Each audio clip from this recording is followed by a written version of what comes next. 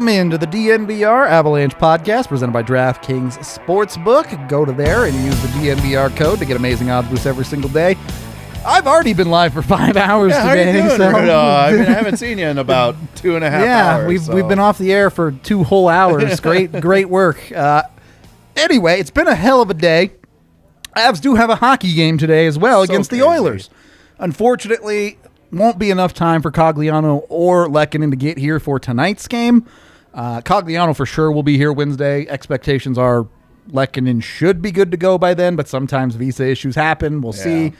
But not tonight. Tonight, it's the normal Avalanche that you saw last game, which is plenty good enough to win hockey games. So that's just fine. Avs going with Kemper tonight. Going pretty standard lineup for the guys that they have healthy. Yeah. What you already know and expect with Sturm on the fourth line and all of that. I thought he would have been like slotted in as a third liner just for right now, just to see. Yeah. You think they're just trying to ease him in a little bit? The thing is, like, they like him as a center, right? True. So you're not gonna you're not demoting Newhook for sure. For sure. I don't think you really. But he has played on the wings as well. Like, was his true value to come in and basically center that fourth line? I think so. Okay. I think that's like in a world where you're putting Newhook back in the top 6 on the wing, maybe. Yeah. But I don't think you're moving Newhook to the wing on the third line. No. There's just not enough talent there to make you feel good about it, right? For sure. But my other question is, and we've said this a lot lately, but you're playing on the night of the trade deadline. Yeah. This game is the last thing on my mind today. It used to make for great TV, but now, I mean, there's just so much that goes on, especially when you're making trades with Canadian teams. Like, the last one that I can remember was Rob Blake walking out. In the middle of the second period. Yeah, like, that was awesome, but, like, from the other side of it, there's so much going on. It puts a whirlwind for the players of, like, trying to figure out everything that's going on, all the people that they need to contact, all the stuff just to move your life. And it makes it harder as you get older, right? Like, some of these guys are more veteran players, might have some families. Like, someone like Ryan Murray is probably sitting at his Denver home with his bags packed, like, am I playing tonight or am I getting on a plane? Right. Like, I don't know. Well, did you see, like, Marc-Andre Fleury's interview where he was just like, this is kind of nice because we're so close to Chicago. Don't have to go so far. I'll be able to see my family for the next 2 months. Good for him, I guess. Yeah. Lehkonen has to come from Montreal a little bit further to Colorado for him. I guess California isn't too far for Cogliano to come from San Jose. But no. I don't know. Colorado's not really close to anything. Well, it's not like they're in need of these players. True, either, true, right? 100%. So it's like, they just get here on your own time, get ready to play some hockey. No doubt. You're not rushing anybody on this one if you're the Avs. So no worries there. But it's a little give and take, right? Because certainly through the deadline, it's not a thing on a lot of people's minds. But the other side of it is you're going to get some players that maybe feel like a weight has been lifted, that they're still with the team. Yeah. Come tonight. A Murray, maybe to a lesser extent, someone like a Comfer. Yeah. Saying, cool, let's go win a cup, right? Yeah. Like, it's that kind of thing. So we'll see. Well, from Comfer's standpoint, too, like, you've just got some more talent around you as well. So, like, you should be definitely pleased. Like, it wasn't just the top 6 that they were filling in. Yeah, actually, it was more of the bottom 6 that on they the were forward filling side in. for sure. Yeah, for the forwards for sure. Yeah, it gets to probably long-term through the season play next to Newhook and Lehkonen for the rest of the year. So that's a good line. Feeling pretty happy with those yourself top on 3 that, lines, for sure. man. It feels like, I know Jesse was talking about this a little bit during the pod today, but the Avs have different ways to beat you now, and they have 3 lines where they can spread out players. Yep. If they're not getting the looks that they want, just flip some things around, move some things around, see if you can create some crazy matchups for other teams that maybe don't have the depth. I mean, like tonight, you're talking about an Oilers team that doesn't have depth. Not at all. They tried to add a little bit, I guess, at this deadline, but which will be really interesting because this is the first time that they're playing them this year, right? Yep. So it's like you have 2 more meetings after this. Is it 3 games that they're playing I against the Oilers? I believe it is 3. I'm not pretty 100%. sure. I mean, I make a graphic. It's always 3 against, yeah. against the Pacific, Against right? the Pacific. I'm pretty Yep. sure, yeah. Yep. So $2 from Pinging here. Road trip from Montreal to Colorado. You could do that in like 30 hours, probably. yeah, gross. Drive straight through and maybe looking to be here by Wednesday. Yeah. I was in New York and they had to there was a huge storm out, and so we had to fly up through Canada and back down through Duluth into Colorado. It took forever. It was 5.5 hours, 6 hours. Yeah, that sounds awful. Yeah. As you were alluding to, the name of the game against Edmonton, limit. I don't want to say stop, but limit McDavid and Draisaitl, right? I mean, that's the keys to the game, right? Yeah. It's seriously what they talk about. If you can stop that first line, I mean, that duel is just so nasty. Yep. That they beat other teams. Single-handedly, but dual-handedly, I guess. Dual-handedly, the two of them. yeah. Four hands. They get a little. Sometimes Ryan Nugent-Hopkins will pitch in. Yeah. They get some offense from Barry and Nurse on the back end, but it really is those two and a bunch of dudes for the most part. Yeah. So, again, I think asking them to stop completely those two is probably too much to ask, but you hold those two to 1-2 goals, and you make them pay on the defensive side, right? So, well, and the thing here is again, with the depth is the matchups, right? With the Avalanche, will be able to match up their best defensive pairing against those guys. I am curious about that. Do you just go Makar and Taves 1-to-1 against McDavid and Dry, or do you try a shutdowny Manson kind of thing? I mean, this is where the depth play comes, where it's no, shut them down. Put best on best, and then let your forward depth beat the team. You got a second line. Roll out that line of Kadri, Nuke, and whoever they want to roll on that other wing, and say go eat big, I guess. So I don't disagree. I think the Avs' depth is, well, that and goaltending is where they really have the edge over Edmonton. Yeah. So. Oh, for sure. That's what I was going to ask, is I didn't really see Oilers making much waves out there. Yeah, they got Derek Brassard. Yeah. They went out and got a defenseman that I forget. Yeah. Because there were 400 trades today. So crazy. Sorry, I can't remember them all. It's either feast or famine with trade day. Oh, yeah, for sure. Last year was half of those trades. Oh, there were more trades in the queue after the buzzer than there were all of last deadline. I don't understand that either. Why is there a they have backup? One person working the phone lines that's having the worst day of his life. He dreads every trade deadline. I do wonder. Why do teams wait that long? Is it really just, it's the deadline, I guess we better do something? Or is it just, are they just I guess we'll do something now? I have no idea why it takes them so long at the end there. Everyone just waits till the last minute, hoping some better deal will come through. And then it's finally no, well, let's just take this. Let's do it. Okay.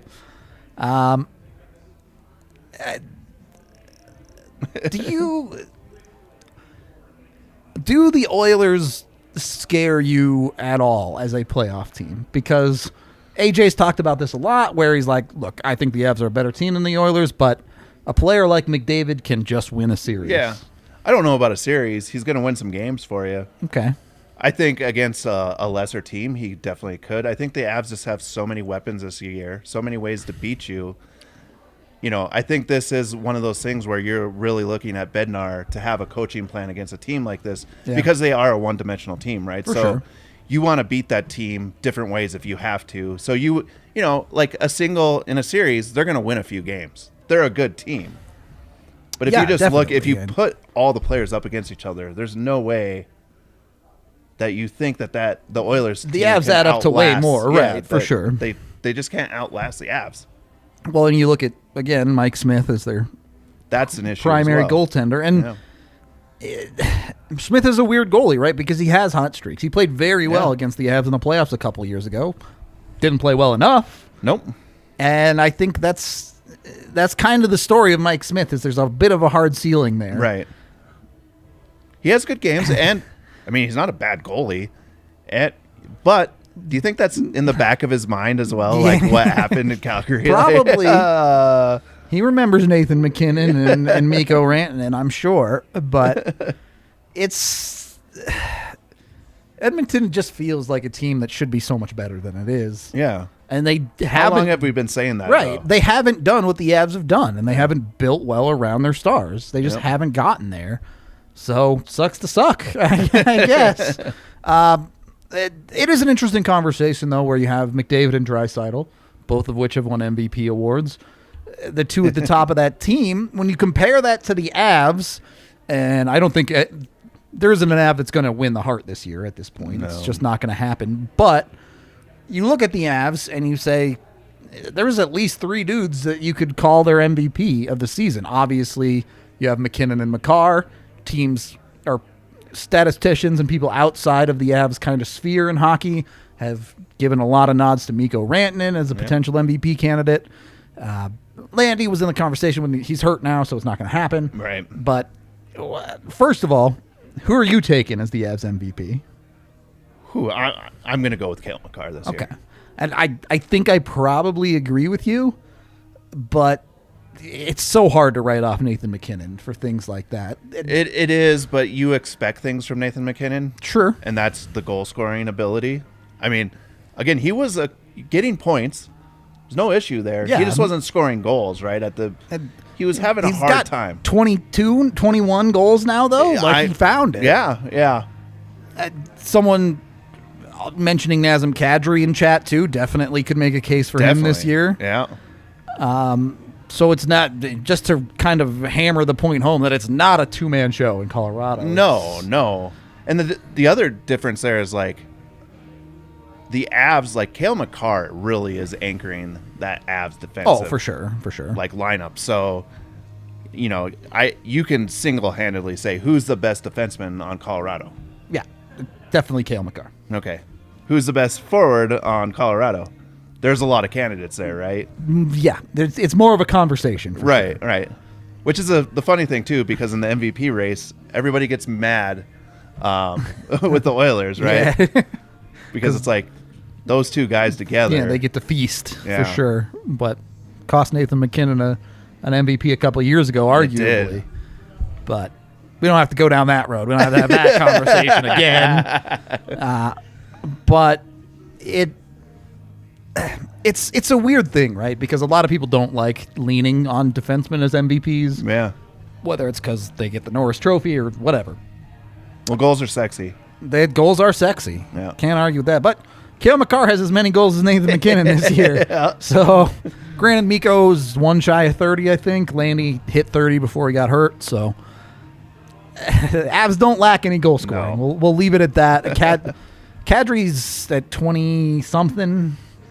I don't even know. I forget the exact number, but I'm sure chat will let us know. They're getting career numbers out of basically, outside of MacKinnon, their entire top six is putting up career numbers.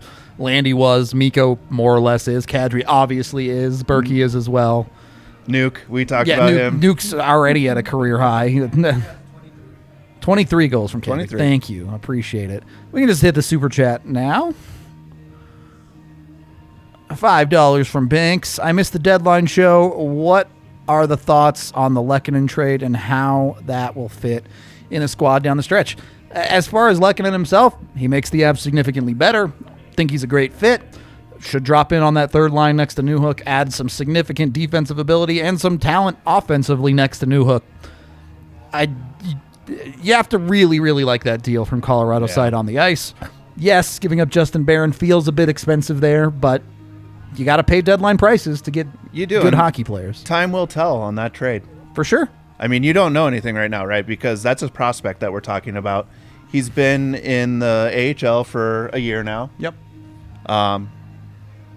His game hasn't really transitioned as much as you would like in the AHL. And I think there's a little issues there of trust of, like, is this going to be a top-line NHL player? Yeah, I mean, I'm not doubting that he can't. I'm not coming here to bash him at all. I'm just saying. I 100% think he's an NHLer. Oh, yeah. How high is his ceiling? Yeah, where is he at in that 0.001% of players in the NHL? Right, yeah. Right. Well, you're only the 750th best, so...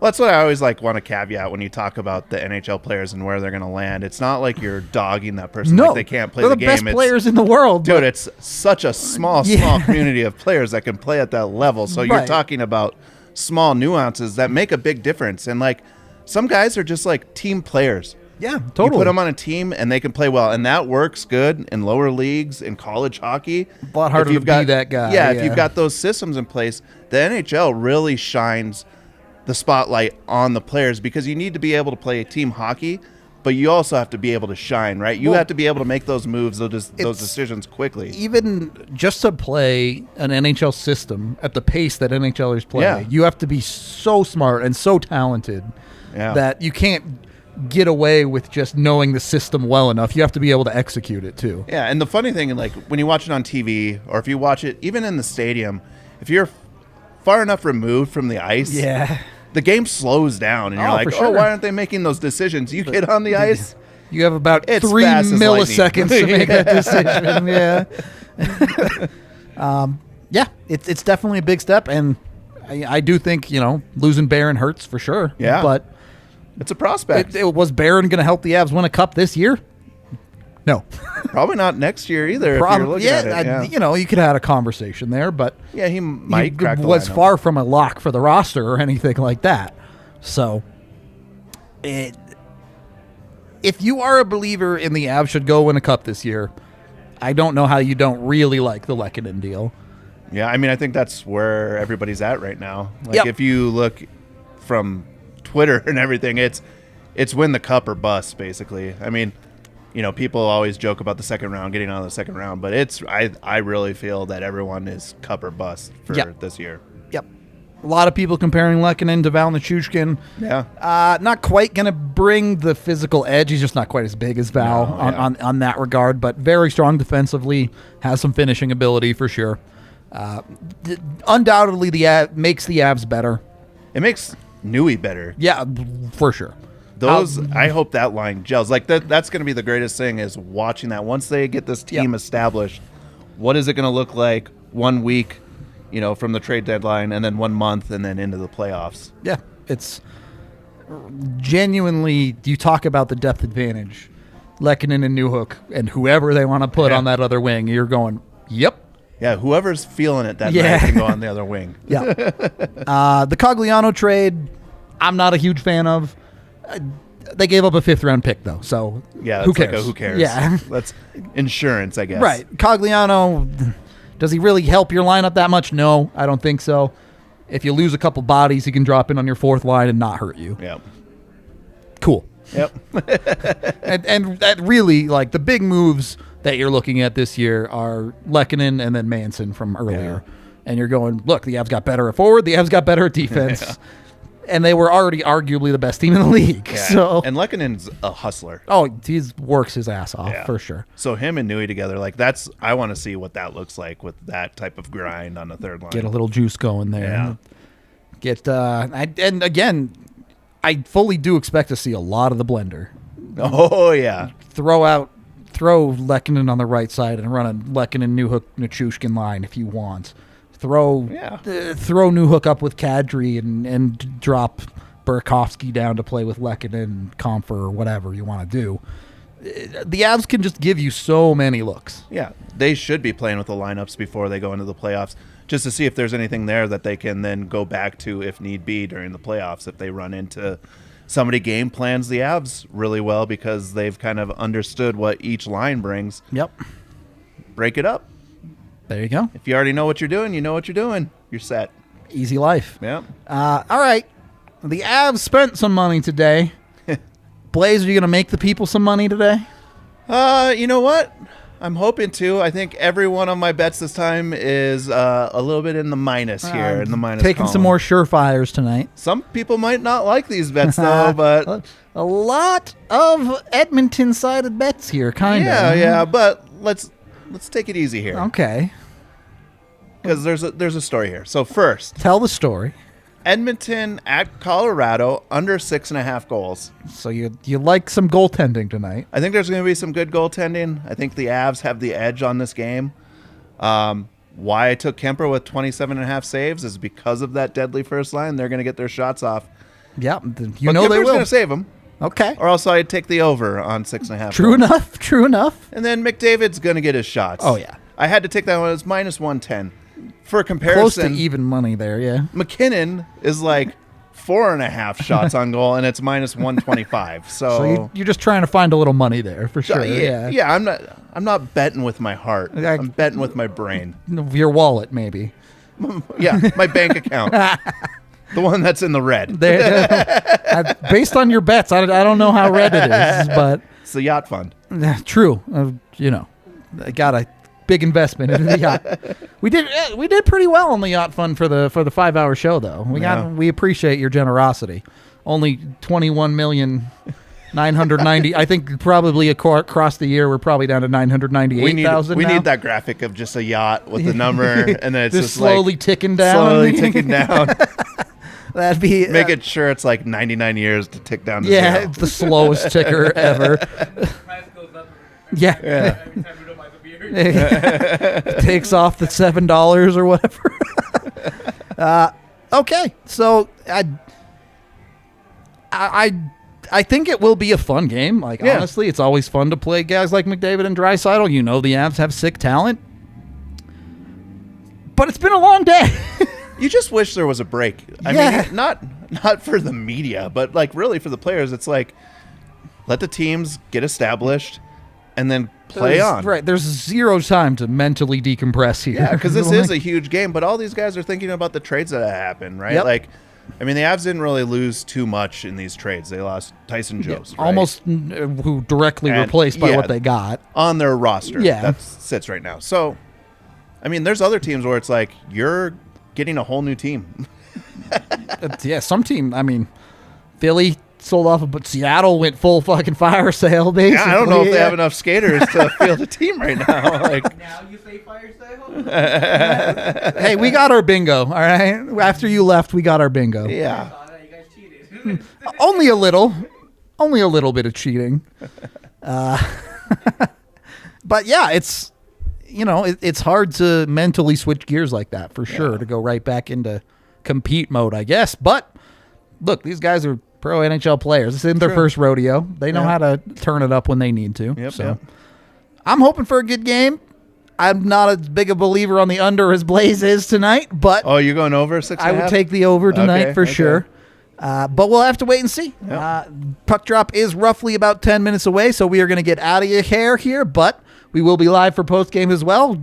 We're going to push like 8 hours of live coverage today. So we appreciate all y'all hanging out with us. We hope you enjoyed the earlier show, the pregame. We hope you'll join us for post game. Until then, enjoy the hockey game, and we will talk to you on the next one.